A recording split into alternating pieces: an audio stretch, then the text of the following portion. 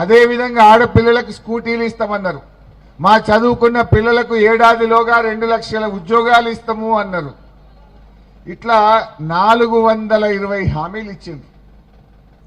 మరి 420 హామీలు ఇస్తే 2.5 ఏళ్ళయింది. ఒక్కటన్నా అమలైందా అక్క? ఒక్కటన్నా అమలైందా? అయింది ఒక్కటైంది. బస్సు తప్ప అంత తుసే. అవునా కాదా? ఆ బస్సు సంగతి కూడా మీకు తెలుసు. భార్యకు ఫ్రీ, భర్తకు డబుల్ టికెట్. అవునా కాదా? భార్యకు ఫ్రీ అంటుండు, భర్తకు డబుల్ టికెట్ కొడుతుండు, ఆడికాడికి చేసిండు. అంతేనా? దయచేసి ఆలోచన చేయండి. ఎందుకు ఈ మాట మీకు ముఖ్యమైన ఎన్నిక అంటే, ఈ దప్పితే మళ్ళా 2.5 ఏళ్ల దాకా రేవంత్ రెడ్డి దొరుకుతాడా? అందుకే రేవంత్ రెడ్డికి అర్థం కావాలి. ఇప్పుడు పొద్దున్న లేస్తే రేవంత్ రెడ్డి ఏం మాట్లాడుతుండు? మన కేసీఆర్ని పట్టుకొని తిడుతుండు, నన్ను పట్టుకొని తిడతాడు. హరీష్ రావును ఇంత పొడుగున్నవేందే అంటాడు. నేనేం చేయాలి? దేవుడు నన్ను పొడుగు పుట్టించిండు, నేనేం చేస్తూ? నిన్ను పొట్టిగా పుట్టించిండు, నన్ను పొడుగు పుట్టించిండు.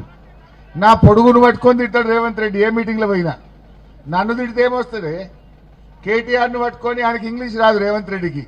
కేటీఆర్ మంచిగా అమెరికాలో చదువుకున్నాడు, మంచిగా మాట్లాడతాడని కేటీఆర్ను పట్టుకొని తిడతాడు.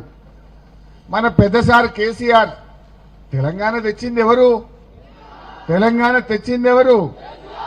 రైతు బంధు పుట్టించింది ఎవరు? కళ్యాణ లక్ష్మి ఇచ్చింది ఎవరు?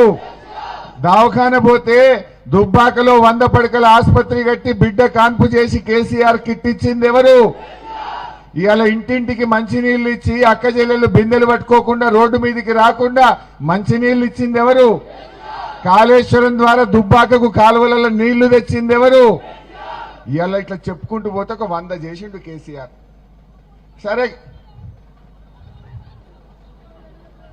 పొట్టోడు హుషారు లేడు, డేంజర్ నడు.